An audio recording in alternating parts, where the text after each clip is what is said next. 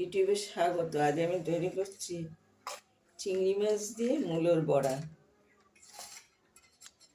মূলোটা great করে জলটা নিংড়ে নিয়েছি। এখানে লঙ্কা হলুদ আছে, এই যে।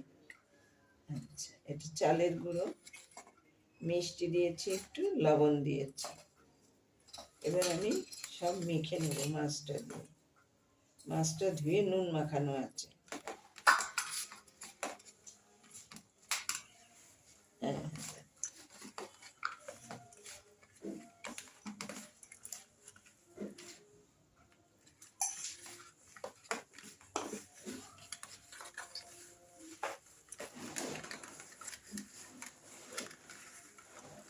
বেসন দেইনি, শুধু চালের গুঁড়োটাই দিলাম, কড়কড় করবে। চিংড়ি মূলোর বড়া।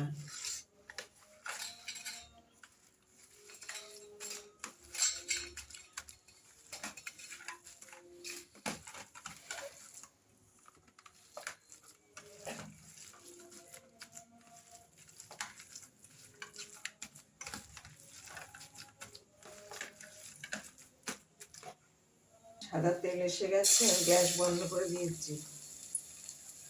এবার চালু করব।